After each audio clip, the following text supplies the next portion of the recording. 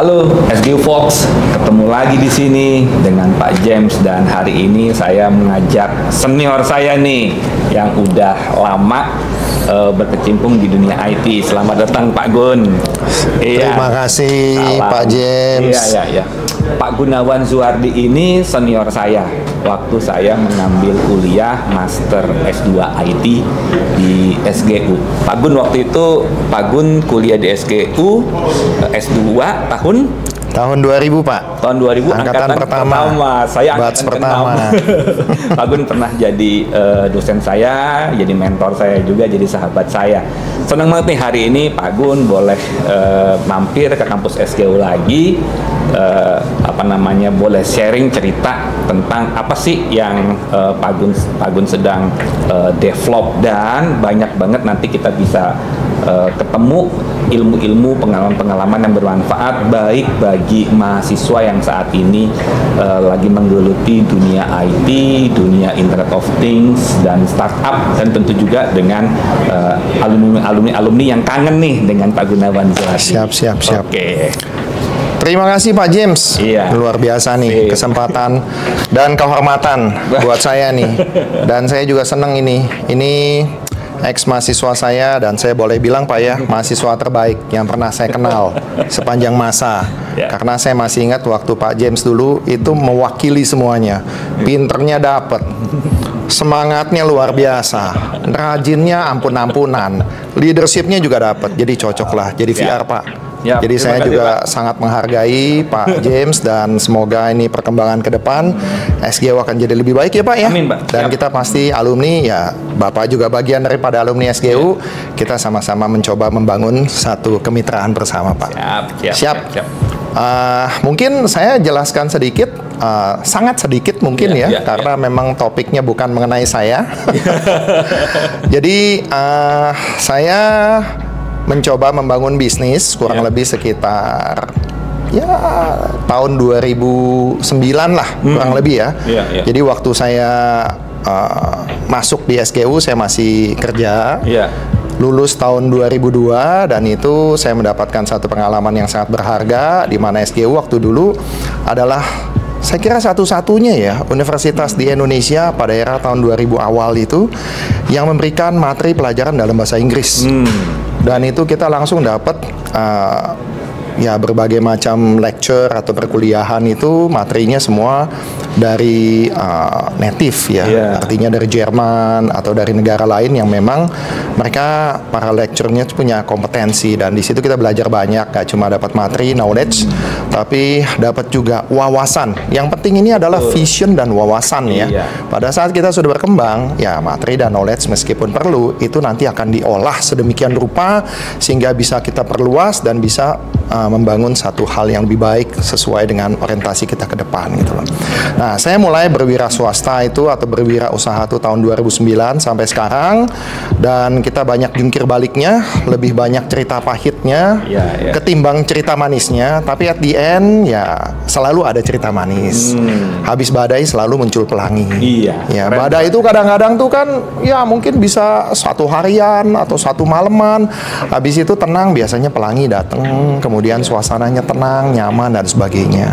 Nah, itulah yang terjadi dalam bisnis. Artinya kita harus berjibaku Pak, struggling habis-habisan, dan untuk bisa mencapai produk yang kita lakukan sekarang atau produk yang kita develop yaitu IoT Smart Farming, kita harus mengorbankan sampai 30 unit IoT.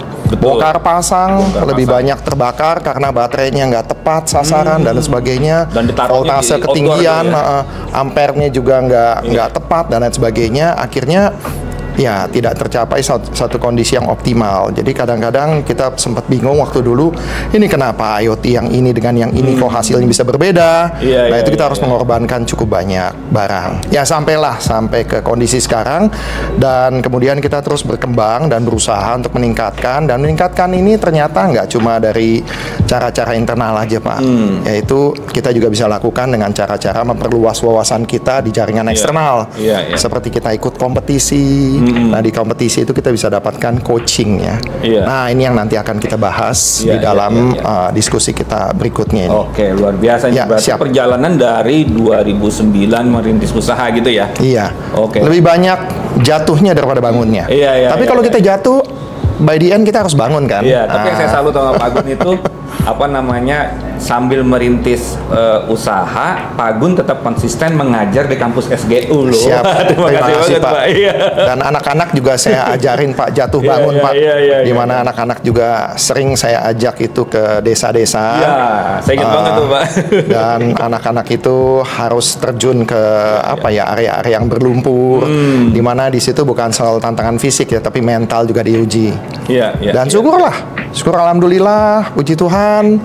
Mereka senang ya. Iya, mereka senang banget dan apresiasi. Asal kita arahkan bahwa ini adalah bagian daripada proses ujian. Betul. Di mana mereka akan membina atau mereka akan mendapatkan sesuatu yang ke depan itu nanti akan lebih baik buat mereka gitu loh.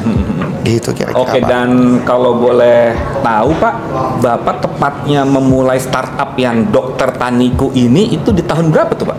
Oke, kita masuk ke Dinas Pertanian tuh kurang lebih sekitar tahun 2015. 2015. Sebenarnya bisnis kita mulai 2014. 2016 kita sudah masuk ke Dinas Pertanian, tapi IoT-nya ini itu di 2019. 2020 kita sudah keluar produk kita IoT yang pertama, dan karena kita membina hubungan yang baik dengan pemerintah, dalam hal ini pemerintah Provinsi Jawa Barat. Mereka banyak berdiskusi, banyak berkolaborasi, sehingga akhirnya barang kita juga langsung dibeli oleh mereka. Jadi barang kita itu sudah dipakai IoT-nya untuk bisa mengecek kualitas tanah, kesuburan, pH, dan juga temperatur, kelembaban dan sebagainya, melakukan penyiraman otomatis itu di Balai Benih Kentang Pengalengan, dan sampai sekarang masih beroperasi. Di Bandung tuh ya, Pengalengan, Jawa Barat? Iya, di Kabupaten Bandung. Kabupaten Bandung. Iya, Kabupaten Bandung di Pengalengan di Jawa Barat. Dan terus sampai sekarang masih beroperasi dan terus berkembang. Dan boleh dibilang mungkin IoT yang pertama dulu 2020 ya, dengan IoT yang sekarang meskipun baru 5 tahun, tapi itu udah berevolusi. Waduh, sudah jauh banget Pak. Kalau mobil tuh sepertinya tuh yang tadi IoT kita pertama tuh seperti kayak mobil tahun 70 Pak. Sekarang masih bisa jalan, tetapi udah jauh banget dari sisi fitur, spesifikasi, kemampuan sistem dan lain sebagainya. Saya sudah jadi jauh. Ingat tuh waktu tahun berapa ya Bapak tuh pernah dapat hibah kedai Reka. Siap. Dengan Pak Aditya dari dosen teknik industri SGU. Betul sekali Pak. Nah, itu apakah ada hubungannya Pak dengan yang proyek yang sekarang ini Pak? Ya, berhubungan Pak. Dan saya berterima kasih kepada SGU karena sudah memfasilitasi.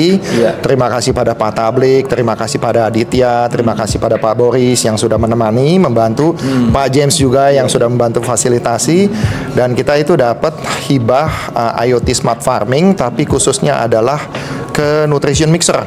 Jadi itu membantu petani melon Pak, petani milenial melon, sehingga mereka itu yang tadinya kalau melakukan analisa dan pengecekan serta pencampuran nutrisi dengan cara-cara manual, dan itu membutuhkan waktu sekitar 1,5 sampai 2 jam per hari, sekarang hanya butuh waktu 2 menit. Oke, luar biasa. Hanya tinggal di tombol aja. Saya mau pupuk A 1 liter. Campuran airnya 25 liter. Pupuk B, karena itu pakai Bimix ya. Pupuk B kurang lebih sekitar 2 liter. Campuran airnya kurang lebih sekitar 20 liter. Nah, klik aja, langsung dia akan turun sendiri. Dan itu kita juga dibantu oleh tim dari SGU juga. Kalau nggak salah ada Pak Egi dan timnya di sana. Dari Mechatronics juga. Mechatronics, karena terus terang kalau saya basisnya dari IT, sedangkan beliau dari Mechatronics, ya kita berkolaborasi. Betul. Jadi semua melibatkan komunitasnya SGU. Sip, luar biasa. Gitu, dan sudah berjalan, dan sekarang ya masih terus berjalan ya. Nah, berarti kan kemarin ini dari hasil perjalanan panjang itu dapat informasi, wah, Pak Gunawan dengan startup Dokter Taniku dapat penghargaan award. Nah, kita pengen tahu banget, penasaran nih, gitu ya. Oke, mungkin boleh diceritakan Pak, ini kok bisa perjalanannya itu bisa sampai dapat award seperti itu gimana mulainya, dan itu award semacam apa sih Pak? Oke teman-teman, pasti teman-teman pernah dengar dong, Pak Gunawan Zuardi itu menang ASEAN Winner di sebuah kompetisi startup Betul Pak. Kami tertarik banget nih Pak, boleh cerita Pak? Siap, terima kasih Pak. Iya. Mungkin saya sampaikan sekilas sedikit ya. Itu kompetisi namanya EWC, Entrepreneurship World Cup. Ya. Dan basisnya adalah di Singapura. Sebenarnya kalau secara global basisnya bahkan di Arab Saudi. Ya, basisnya di Arab Saudi. Jadi nanti pemenangnya grand finalnya itu justru nanti akan diundang ke Arab Saudi. Nah, kita lagi berjuang nih. Kita udah masuk yang namanya Top Global 250 startup ya, yang dari EWC ini atau Entrepreneurship World Cup.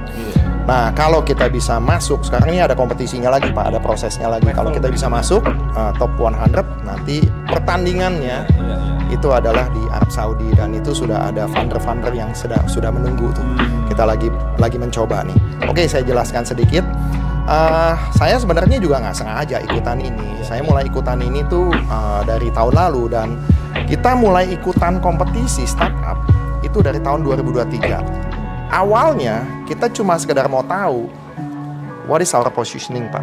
Position kita tuh ada di mana sebenarnya. Artinya apakah kita ini sudah layak dianggap satu perusahaan startup yang berkompeten, punya kualitas, berinovasi.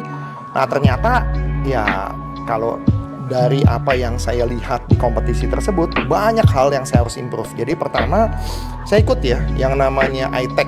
Saya lupa singkatannya apa, tapi iTech ini di Malaysia. Dia basisnya adalah ke China. Yang saya selalu ikuti ini sebenarnya cuma iTech sama EWC. EWC lah bahasa Indonesianya ya. iTech saya ikut dari 2023, kemudian 2024. Di 2023 saya masuk final. Finalnya di Malaysia, di Kuala Lumpur. Saya tanding di sana. Stop di final. iTech 2024 masuk lagi final dari kurang lebih 250 sampai 300-an peserta. Asian juga, kita bicara semua Southeast Asia ya. Di 2024 saya masuk final dan menang. Tapi menangnya bukan juara 1, 2, 3, 4 dan sebagainya. Kita masuk ke top 20 dari kurang lebih 400-an peserta. Ya. Itu dari Indonesia juga ada dong selain dari Dr. Iya, the only one. 2023 kita satu-satunya masuk final. Di 2024 kita juga satu-satunya masuk final dari Indonesia, dan kemudian kita bisa terpilih menjadi top 20 ya, juga satu-satunya dari Indonesia. Jadi kalau saya perhatikan ini belum banyak ini startup lokal yang mencoba ikut kompetisi di luar. Nah, entah karena mungkin ada pengaruh punten ya, pengaruh bahasa mungkin ya, karena kan kita akan berhadapan dengan juri-juri yang nanyanya tuh kejam-kejam loh. Jadi jurinya di sana itu termasuk kayak investor, founder yang mereka juga berpikir, if I have the money and I would like to put it on your side, so what benefit that I will get? Jadi pertanyaannya tuh super kritis, dan itu kita diuji Pak. Saya dapetin terus terang hal yang terbaik adalah coaching, kemudian knowledge untuk membangun bisnis yang bisa dilirik investor itu harus bagaimana. Betul. Dan itu diuji itu boleh dibilang mungkin tingkat stressfulnya ya pada saat kita di depan itu bisa 4-5 kali lipat daripada kita melakukan ujian tesis Pak. Betul.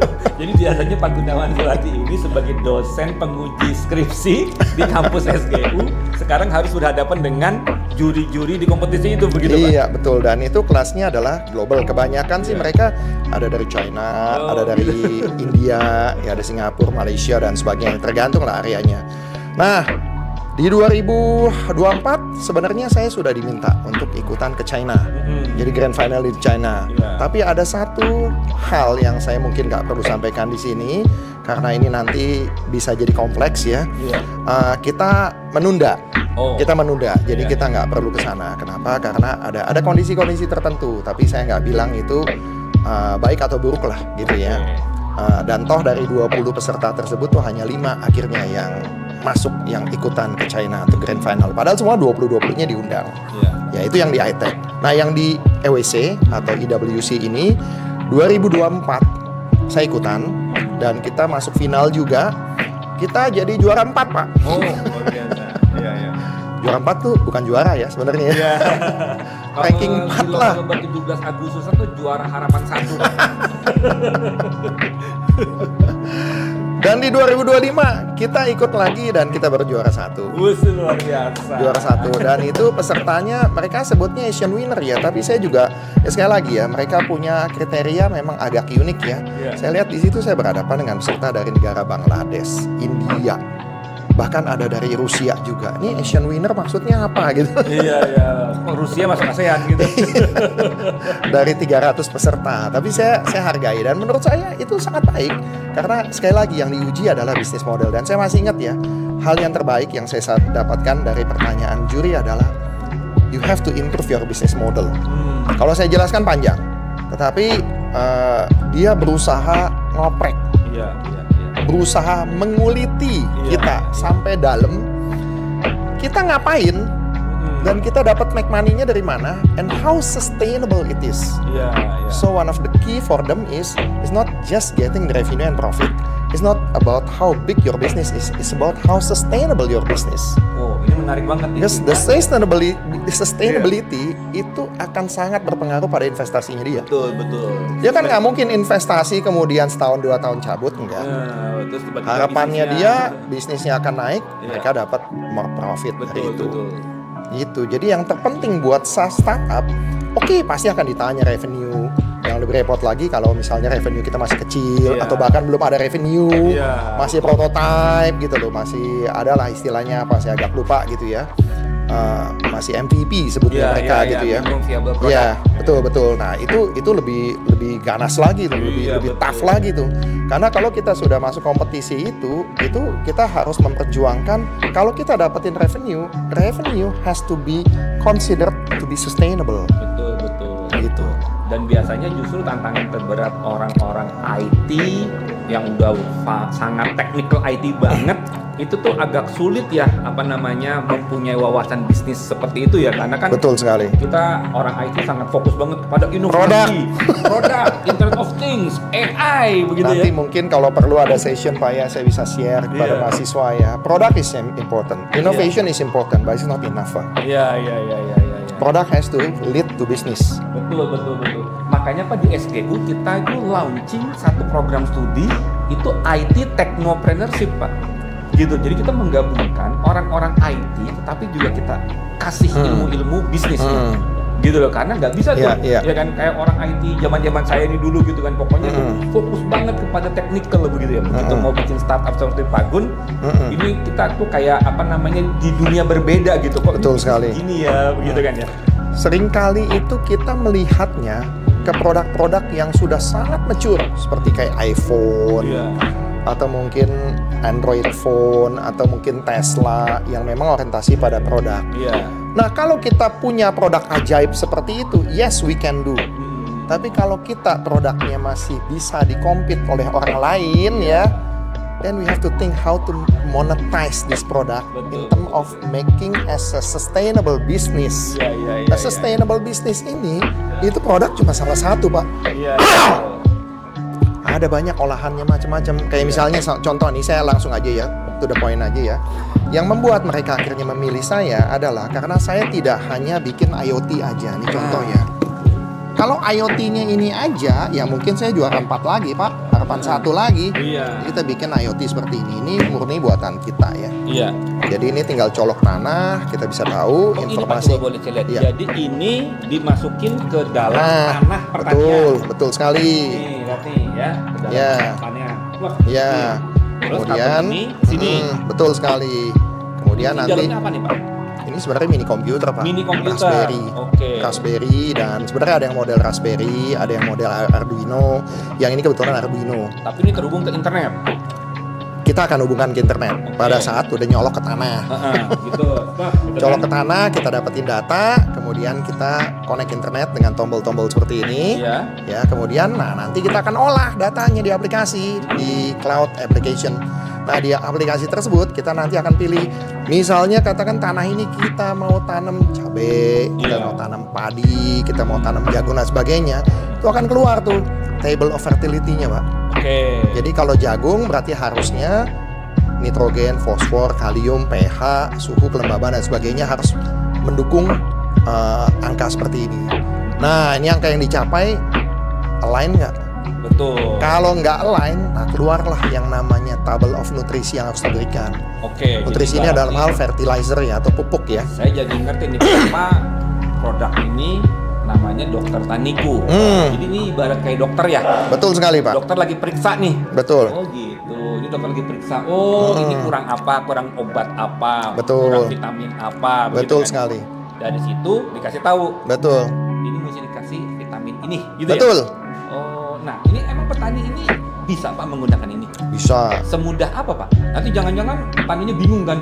Aku mesti pencet apa gitu? Betul, tentunya mesti diajarin ya. Oh, gitu. Tapi memang kebanyakan yang beli ini adalah para dinas pertanian. Oh, government kemudian, ya. Ada pabrik pupuk yang besar juga, yaitu Petrokimia Gresik, Bank Indonesia. Dia menghibahkan ke petani.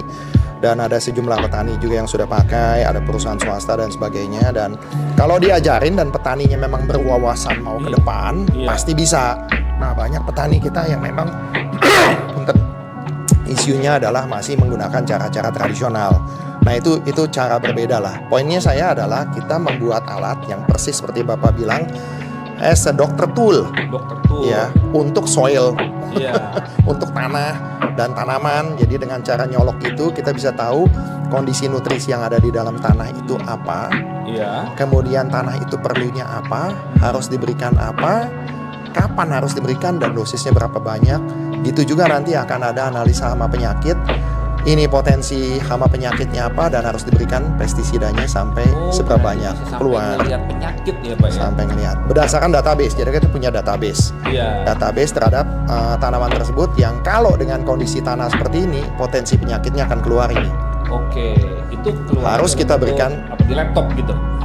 Di mobile Pak. Iya di handphone? Di mobile, di handphone. Oh gitu. Betul. Kalau boleh di-sharing Pak, kira-kira itu dari sekarang tuh dari sekian provinsi, kabupaten kota yang ada di Indonesia, kira-kira kalau boleh di-spill dikit nih Pak, kalau boleh ya Pak ya, ini sudah berapa provinsi atau berapa kabupaten kota sih Pak yang menggunakan solusi ini sih Pak? Iya, kita baru mulai di tahun 2023 keluar alat yang ini, yang sudah perform ya. Alat sebelumnya bukan yang nggak perform, tetapi has to be improved. Ini the most improved one. Tetapi tahun 2023 dengan sekarang juga udah jauh juga peningkatannya. Paling nggak modelnya udah keluar di 2023. Jawa Barat hampir seluruh kabupaten kota di Jawa Barat, sekitar 15 kabupaten sudah punya gitu ya. Kemudian di Kalimantan Timur, Kalimantan Utara, kemudian di Jawa Tengah itu bukan provinsi ya, ada beberapa kabupaten. Jawa Timur ada beberapa kabupaten juga, kabupaten kota, ada Kota Malang, Kabupaten Malang kalau nggak salah ya. Kemudian sampai ke Sulawesi, ya Sulawesi itu di Luwu ya. Kemudian kita pakai juga di Maros kalau nggak salah ya. Maros itu di mana ya Pak? Maros di Sulawesi Selatan. Sulawesi Selatan. Ya, dan sebentar ini karena kita kebetulan dapat proyek pupuk juga ya, kita akan masuk ke Sulawesi Tengah dan ini akan kita bawa as a value of service ya. Pada saat mereka nanti menggunakan pupuk organik kita akan bantu colok, kita cek kualitas tanah seperti apa dan itu as a value added service lah kepada petani. Nah, maksudnya saya kembali lagi kepada tadi yang saya katakan, we don't make just a product. Don't just make a product gitu. We have to think about the continuity. Maksudnya itu Pak. Jadi bisnisnya yang dikulik-kulik. Betul. Karena sesudah keluar ini kan rekomendasi. Ya. Kalau rekomendasinya tidak diikutin, selesai ini produk nggak ada gunanya Pak. Iya betul. Sama aja kita ke dokter, pulang dari dokter kita nggak beli obat, get nothing Pak. Nggak akan sembuh Pak. Nah, kita bikin si dokternya doang gitu. Betul. Kan tujuannya adalah panennya bisa meningkat, lebih baik dan sebagainya. Kita buat ini namanya biostimulan. Biostimulan ini isinya adalah mikroba yang bisa nanti membantu menggemburkan tanah, mengurai tanah, meningkatkan kualitas tanah, merevitalisasi tanah sehingga tanah menjadi lebih baik, lebih subur, pH-nya meningkat dan bisa menyerap nutrisi yang diberikan oleh pupuk yang lebih sehingga hasilnya tuh bisa penyerapannya akan lebih optimal sehingga tanaman itu akan tumbuh jadi lebih baik. Kita sebenarnya nggak cuma produksi ini aja, kita juga ada produksi pupuk ion organik. Ini kita sebutnya pupuk bioorganik atau biostimulan. Kemudian ada lagi pupuk ion organik itu untuk pertumbuhan. Cuma kita yang benar-benar kita bangun di pabriknya kita sendiri adalah ini dan ini. Kalau yang lainnya kita istilahnya tuh kalau diproduksi itu maklon. Kita punya formula, kita serahkan kepada pabrik, please make based on this design. Itu. Nah, itu juga nggak cukup, Pak. Kita harus bangun komunitas. Oke, itu termasuk komunitas petani. Ekosistemnya ya. Betul. Ekosistem bisnisnya. Iya, jadi bisnis model saya ada 3 nih. 1, jualan IoT. 2, jualan pupuk. Ya. Yang ketiga, bangun ekosistem. Oke. Sekarang kita mengembangkan yang namanya supply chain commerce. Oke, supply chain commerce untuk pupuknya. Untuk supaya petani ini bisa menjadi lebih baik dalam hal menanam jagung. Jagung ini salah satu contohnya jagung hibrida ya. Hasil panennya meningkat dengan dukungan dari IoT dan kita punya pupuk ya. Otomatis dipakai ya. Hasil panen meningkat dan kita juga terhubung dengan off-taker untuk bisa menyerap hasil panen. Jadi kita bangun ekosistemnya, Pak, yang mencakup 1 pembiayaan ya. Yang nomor 1 petani lah. Nggak ada petani nggak bisa juga. Ada petani, ada lahan, kemudian ada pembiayaan, kemudian ada support system seperti kayak IoT-nya, pupuknya, kemudian ada benihnya dan sebagainya. Kemudian ada supervisinya dari kita juga, dan satu lagi ada yang penyerap hasil panen. Nah, ini kalau kita bicaranya cuma 10-20 petani, mungkin value-nya juga rendah. Tapi kalau kita bicara udah 10.000 hektar, 20.000 hektar, ceritanya berbeda. And that's what investor want, Pak. Sustainability. Barang kita akan terpakai dengan sendirinya. Ujungnya itu adalah ada yang nggak yang beli hasil panennya. Begitu ada yang beli hasil panen, betul sekali. Ada yang beli hasil panen, ini akan terbeli, ini akan terpakai, ini kita jadi servis ya nantinya ya. Semua akan terpakai dan kita pun ya tentunya dapat fee juga dari pembiayaan, dari supplier dan dari off-takernya juga. Itu yang sedang kita bangun dan itu yang menarik perhatian mereka. Selain kita juga bisa berhasil menjual, karena kan kalau kita nggak pernah bisa menjual ini semua ya, kita akan susah bangun ekosistem. Tapi begitu kita cuma berhenti di sini, mereka pertanyaan sederhana.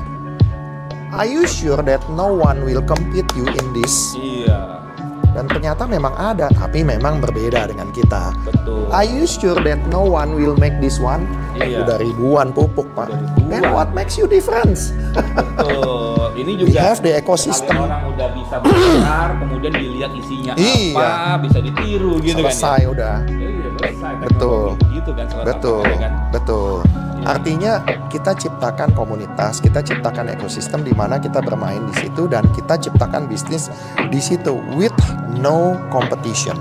Without the competition, then we control it by ourselves. Jadi ilmu atau pengetahuan, knowledge yang Bapak dapat dari hasil ikut dalam kompetisi Entrepreneurship World Cup ini, Bapak bisa dapat gitu loh bahwa sudut pandangnya si investor tuh ternyata agak berbeda dengan inventor gitu. Betul sekali. Investor dengan inventor berbeda.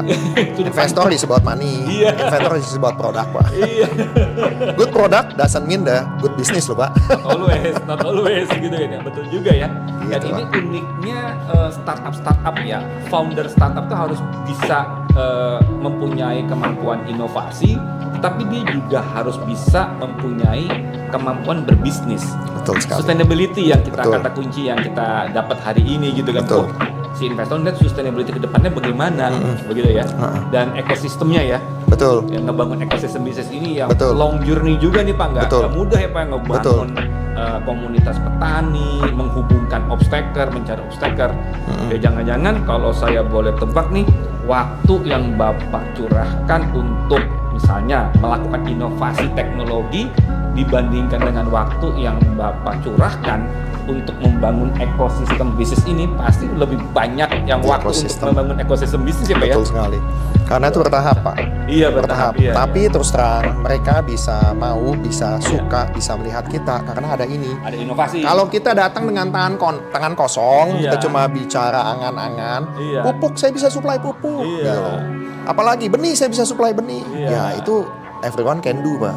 Betul. Anyone can do gitu loh. Nah itu yang membuat kita punya nilai lebih dan bisa diterima oleh komunitas dan kemudian mereka bisa percaya. Dan ini juga sudah diterapkan, kita sudah terapkan di Demplot dan mereka surprise dengan hasilnya di mana di hari ke-35 hasilnya tuh sudah lebih baik daripada tanaman yang biasa-biasa aja. Jadi tentunya juga setelah kita membangun satu komunitas, kita juga harus uji coba dan hasilnya bagus. Let it flow. Baik. to the sustainability. Gitu, Pak. Menarik sekali. Teman-teman, kalau teman-teman itu bercita-cita ingin mendirikan startup IT, ini bisa nih nanya sama Pak Gunawan, apa tantangan terbesar ya ketika ngedevelop startup IT ini sampai bisa ikut kompetisi global? Apa Pak tantangan terbesar? Oke. Sebenarnya kompetisi ini bagus ya. Artinya nggak cuma sekedar kita ikut-ikutan, dan jangan expect untuk hadiah dulu deh. Iyalah. Jangan expect untuk hadiah, karena jadi motivasinya apa dong Pak? Kalau saya motivasinya adalah diakui oleh mereka, Pak. Diakui, betul. Jadi kita tahu position kita di mana.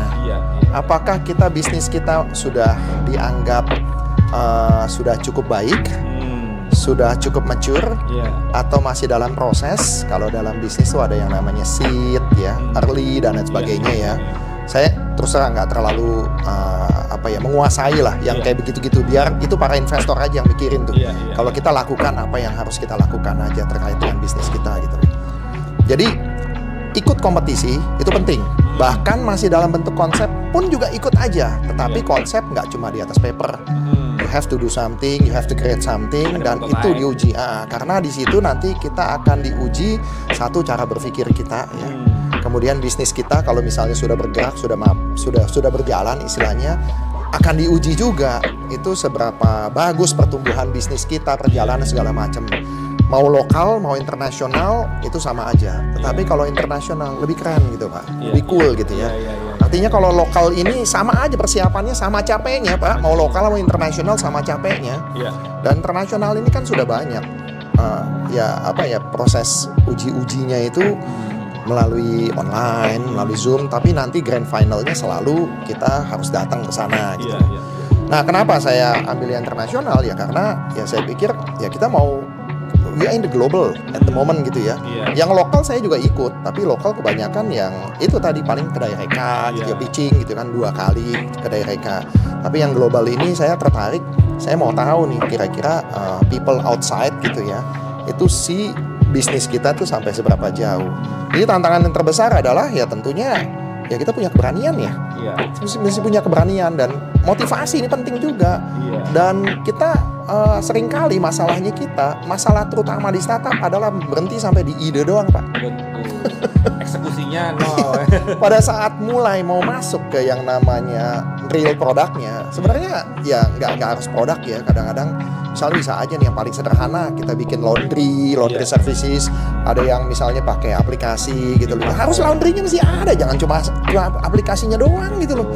Jangan cuma sekedar ya itu masih ide-ide itu mesti diwujudkan. Jadi tantangan terbesar adalah how to implement the idea. Itu butuh keberanian, butuh tekad, butuh semangat, dan butuh mental yang kuat. Itu Pak tantangan terbesar. Tentunya ada lagi yaitu biaya.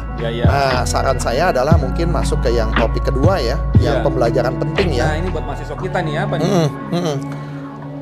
Pada saat kuliah, mulailah menabung. Jangan semua dihabisin untuk happy-happy, yang penting lulus habis itu kerja gitu loh. Coba berpikir yang sedikit lebih idealis. What do you like gitu loh. What passion you have about something that you can change the community or even the world. Pikirkan apa yang kita bisa contribute. Kita memang bisa kerja, saya juga bisa kerja. Saya kerja dulu juga dengan jabatan yang udah cukup baik, udah general manager, sudah dapat gaji lumayan dan sebagainya. Tapi saya lihat bosen gitu Pak ya. harus ada tantangan gitu loh. Tapi saya nggak mengatakan bahwa kerja itu nggak oke, karena saya dulu juga kerja. Saya dulu lulus dari kuliah S1 tahun 92 sampai tahun 2009 saya juga kerja 17 tahun. Jadi saya juga nggak bisa bilang bahwa semua harus entrepreneur. Nggak juga, entrepreneur juga nanti butuh pegawai juga. Gimana pun kerja itu boleh dibilang ada sesuatu yang boleh saya bilang ya, untuk tahap-tahap awal it's a must. Betul ya. Jadi jangan kita langsung terjun ke entrepreneurship unless we have a big money behind. Tapi itu pun juga sebaiknya jangan. Karena mental kita akan dibangun pada saat kita ada di dunia kerja Pak. Oke, itu garis bawah banget tuh ya. Berarti harusnya tuh begitu lulus kuliah kita tuh ambil pengalaman dulu bekerja, gitu ya, supaya kita itu bisa dapat pengalaman, mental terbangun. Betul, gitu ya. Betul. Dan jangan keburu mimpi kita. Jadi selama waktu kuliah itu kan masih ada idealis-idealisnya tuh. Coba pikirkan ide and try to implement it. Betul. Dan nanti misal contoh paling sederhana, saya lihat ada beberapa laundry yang mereka kuat banget dalam hal aplikasi dan itu disukai. Ya, toh juga ya harga laundry juga udah nggak bisa mahal-mahal, harus bersaing. Value editnya apa nih? Mereka bisa dapat yang mereka bisa pesen diambil, kemudian mereka bisa tahu notifikasi bahwa ini udah selesai, bisa dianterin dan sebagainya, bisa ada poin, dapat diskon segala macam, dan itu menarik. Tapi kalau nggak pernah diimplementasi ya percuma. Ya, jadi selalu terbuka peluang, dan laundry itu bukan bisnis yang ini contoh ya, saya nggak bilang. Saya kenapa bisa bilang laundry? Karena laundry itu relatif tuh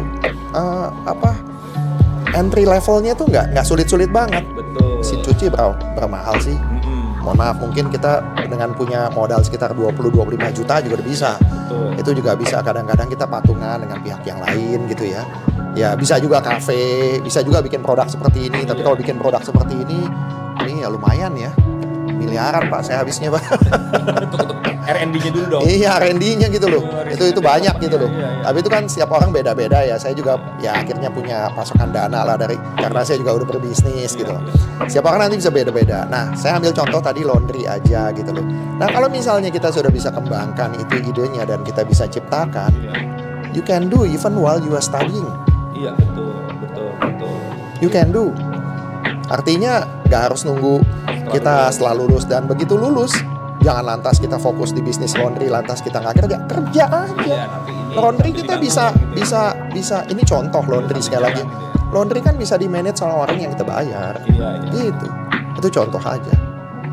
Gitu Pak kira-kira. Jadi satu lagi yang tadi saya perhatikan dari hasil Pak Gun itu mendapatkan masukan dari lomba startup tadi adalah scaling up ya Pak ya. Iya betul sekali Pak. Gimana kita itu ngedevelop suatu startup, tapi kita juga sudah harus mulai memikirkan ini scale up-nya itu kemana. Kayak tadi saya sangat tertarik tuh, bukan hanya berhenti di IoT, tetapi scale up menjadi ada supply pupuknya gitu kan ya. Scale up bisa menggandeng dunia, itu kan scale up kan, bukan hanya sekedar produksi IoT jualan, produksi IoT jualan, cuman itu aja gitu ya. Tapi scale up dibicarakan ya, dibahas. Saya masih ingat Pak, tahun 2023 saya dikasih pertanyaan yang sangat menusuk. What if you cannot sell it anymore? Kita kan selalu berpikir bahwa kita pasti bisa jualan dong. Iya kan? What if we cannot sell it anymore? What if we cannot sell it anymore? Yang saya nggak bisa jawab loh waktu di sana loh. Saya bilang, I'm sure, I'm confident to improve it and can sell it. But my question is very simple. What if? Betul. Sebenarnya pertanyaannya tuh harus dijawab dengan satu kondisi, kita jangan tergantung pada produk ini aja. Kita harus berkembang. Dan berkembangnya menjadi sesuatu yang sustainable gitu loh. Karena produk ini mau dibilang canggih lain kalau misalnya kita even iPhone pun juga ada saingan gitu loh. Tesla mau masuk dan sebagainya gitu loh. Tapi poinnya saya adalah poinnya mereka gitu ya. Don't depend on product so much gitu loh. Innovation itu can be copied by the others. What cannot be copied is about something that make you become sustainable. Gitu. You create your own ecosystem, you create your own community. Nah kadang-kadang mahasiswa itu belum sampai Pak pemikirannya ke situ. Ya mungkin wajar lah ya Pak ya. Kan dia baru kuliah setahun, 2 tahun, 3 tahun. Yang diajarkan di bangku kuliah adalah bagaimana membuat inovasi IoT, bagaimana membuat algoritma pemrograman, internet, aplikasi, Android app, AI. Fokus ke sana kan. Wajar Pak. Wajar ya. Kalau Pak, saya bilang sih itu dulu juga Pak Gun gitu. Saya kan bahkan sampai 2023 pada saat saya belum kepikiran kok bikin ini. Jadi menurut saya kita akan berkembang by natural. Kalau kita tekunin, kita fokus, artinya begitu pas startup kita sudah berkembang, ya kita nggak bisa lagi dual job ya. Artinya kita harus meninggalkan pekerjaan kita, kita harus fokus. Misalnya kayak tadi kalau contoh laundry, ya kembangin aja lah jadi 4, 5 dan kita harus fokus di situ. Dan kita akan mengalami banyak struggling ya, jatuh bangun, persaingan, kondisi komplain dari customer yang pokoknya selalu ada cara. Nah ini menarik nih kalau kita sudah masuk yang namanya dunia startup, selalu ada cara untuk membuat kita tuh berhenti. Tapi pikirkan satu cara aja untuk membuat kita tuh untuk terus maju. Betul sekali. Selalu ada reason, selalu ada cara ya, entah ini dana operasional nggak cukup, entah ini butuh pergantian ini itu, entah masalah human resource, paling pusing masalah human resource, paling pusing loh, karena bisnis kita nggak akan jalan tanpa people ya. Masalah persaingan lah, entah masalah ya harganya lah, entah masalah customer lah yang rese dan lain sebagainya, macam-macam. Ya ujung-ujungnya selalu ada cara, selalu ada hal reason untuk membuat kita tuh stop gitu. Tapi pikirkan satu cara aja. Kenapa kita harus melanjutkan ini? Kalau kita udah dapat satu itu, perjuangkan itu. Nah itu nanti akan kita punya mental akan berkembang lah. Dan nanti ilmu-ilmu tambahan itu akan diperoleh dengan sendiri. Jadi sebenarnya kalau the key to be successful is very simple, Pak. Saya nggak mengatakan bahwa saya sudah successful, tapi saya ada di level yang saya sudah bertahap gitu mencapai tingkatan tertentu. The key to be successful is very simple, Pak. Just do it. Jalankan itu aja. Itu nanti akan berkembang dengan sendirinya. Kalau nggak pernah dijalankan, omon-omon doang, Pak. Saya jadi ingat tuh ketika almarhum Pak Bob Sadino lagi ada di sebuah kampus. Dia cerita tentang entrepreneurship. Lalu ada mahasiswa tanya, Om Bob, bisnis apa menurut Om Bob yang paling bagus? Simple, bisnis yang kamu pikirkan dan kamu jalankan. Itu benar. Kalau kamu cuma pikirkan doang, itu bukan bisnis yang bagus ya. Betul. Any kind of business will do. Intinya harus gitu. Dijalankan. Itu will do. Bagus ya. Betul juga, dan ini udah nyata-nyatanya. Betul. Luar biasa. Ngomong-ngomong, berarti Dokter Taniku itu merupakan bisnis yang keberapa dari Pak Gun? Dari awal mulai Pak Gun merintis bisnis sampai sekarang. Kira-kira bisnis yang keberapa, Pak? Bisnis yang pertama, Pak. Bisnis yang pertama. Tapi cara berbisnisnya sudah berbeda. Mengalami transformasi, jualannya juga sudah berbeda, produknya berbeda. Dan syukur alhamdulillah, puji Tuhan, kita udah dapat investor juga. Ya. Dari mana? Sebenarnya investornya nggak langsung dari kompetisi seperti ini, tetapi karena dia suka terhadap teknologi, dan kemudian dia juga mengamati pergerakan perjuangan kita dan sasaran kita ke depan. Ya siapapun pasti mau profit, Pak ya. Meskipun saya juga masih struggling, tetapi it's getting better, step by step itu naik terus. Dan sasaran kita yang disukai oleh investor itu adalah IPO, go public. Dan kita nggak main-main karena harapan kita IPO-nya itu adalah di Singapura. Nggak di Indonesia lagi. Targetkan IPO kapan, Pak, kira-kira dalam visinya Bapak? Mungkin kira-kira 5 tahun ke depan, Pak. 5 tahun ke depan, ya. Karena IPO kita rencananya nanti akan di Singapura. Sudah ada perusahaan di Singapura yang sudah dikondisikan, dipersiapkan. Jadi kita semua paralel ya. Jadi internalnya kita tingkatkan, komunitasnya, bisnis modelnya kita jalankan, tapi go globalnya juga saya dengan visi ini itu segala macam juga kita lakukan komunikasi. Bahkan dengan perusahaan di Singapura sudah di-establish perusahaan yang nanti akan menjadi targetnya kita, jadi vehicle-nya kita. Semoga ya. Amin. Tapi kalau misalnya belum tercapai, ya IPO di Indonesia dulu juga nggak apa-apa. Karena IPO bisa di Indonesia, bisa di Singapura. Bisa. Dengan berbagai, ini saya ambil contoh aja, Pak ya. Kalau kita bicara satu komoditas ya, kita bicara jagung ya, dengan luasan sekitar 10.000 hektar, Pak ya. Iya. Itu turnovernya, nilainya 10.000 hektar tuh kalau dikali 6 ton tuh sekitar 60.000 ton, dikali 2 120.000 ton, dikali 5 itu sekitar 600 miliar per tahun, Pak. Oke. Baru 10.000 hektar. Iya. Satu komoditas. Iya. 600 miliar per tahun. Iya. Turnovernya. Dan ada kurang lebih sekitar 10 komoditas yang potensial to go ekspor. Dan satu kabar baik lagi adalah ya entah karena ini juga karunia Tuhan ya, karena berkat dan sebagainya, tapi tantangan juga buat kita sudah dapat yang namanya PKS atau kontrak untuk ekspor. Tahun 2000 bukan ubi jalar. Beda lagi. Ubi jalar tuh dan peminatnya ya ubi jalar Cilembu. Peminatnya adalah Malaysia, Hong Kong, dan Korea. Tapi intinya sekarang ini 3 bisnis kita ya. 1 IoT, 2 pupuk biostimulan sebutannya. Bahasa kerennya ya. Pupuk organik sebenarnya sih. Kemudian yang ketiga adalah membangun ekosistem. Dan 3-tiganya kita sebut sebagai smart eco farming. Luar biasa. Gitu, Pak. Wah, Pak Gun luar biasa banget. Terima kasih, Pak. Perjalanan Pak Gun, sharing Pak Gun, membuka wawasan. Saya juga mendapat wawasan baru gitu, bahwa membangun startup itu tidak hanya sekedar fokus di inovasi, tetapi juga ekosistem bisnisnya, sustainable bisnisnya. Ekosistem dan sustainability. Iya, itu harus dipikirkan, dibentuk, dan investor itu ternyata pengen melihatnya itu bukan hanya sekedar inovasinya canggih, tetapi bagaimana bisnis ini bisa dibawa berkelanjutan. Betul. Lalu dia mau berinvestasi. Betul. Dan Pak Gun juga bisa sharing banyak banget ke mahasiswa, dan pasti nih Pak Gun jadi favorit nih kalau lagi ngajar, banyak mahasiswa langsung merapat, Pak Gun nanya gitu, karena banyak loh mahasiswa SGU yang memang bercita-cita membangun startup. Ya, cuman kadang-kadang kan mahasiswa SGU mungkin karena masih jiwa muda ya, jadinya tuh idealisnya terlalu tinggi. Iya, tapi dia nggak bisa melihat realitasnya. Iya. Nah itu mereka memang membutuhkan mentor sebenarnya, Pak. Iya, makanya tuh Pak Gunawan ini adalah dosen favorit. Ya kan, terima kasih. Mahasiswa pengen banget belajar dari Pak Gunawan. Baik, thank you Pak Gun, sukses selalu. Nanti kita akan terus pengen tahu Pak Gun ini step berikutnya udah nyampe mana. Kami ingin tahu karena ini sangat berguna bagi mahasiswa yang pengen mengikuti jejaknya Pak Gun. Siap. Dan sesuai dengan visi dan misi dari kampus SGU bahwa pengajar-pengajar di kampus Swiss German University itu haruslah pengajar praktisi. Bukan hanya sekedar teori, Pak. Ya, tetapi juga praktisi.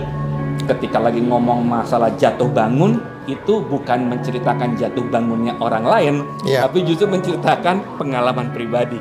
Betul. Karena itu yang paling penting ya, Pak ya. Betul.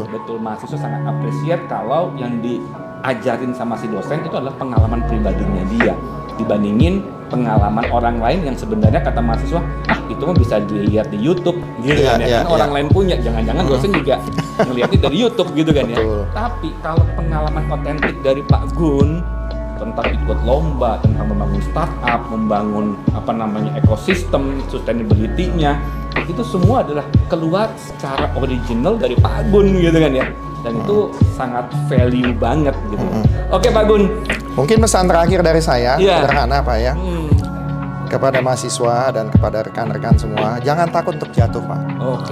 Meskipun jatuh itu nggak enak, nggak ada yang enak jatuh ya. Tapi dari jatuh itu kita bisa mendapatkan pesan moral, bisa mendapatkan kekuatan kembali. Ya asal kita terus bangun ya, terus bangkit, dan kita harus bangkit. Dan menurut saya kita harus bangkit dan kita pasti akan bangkit. Selama kita bisa bangkit pada saat kita jatuh, kita akan jadi pemenang.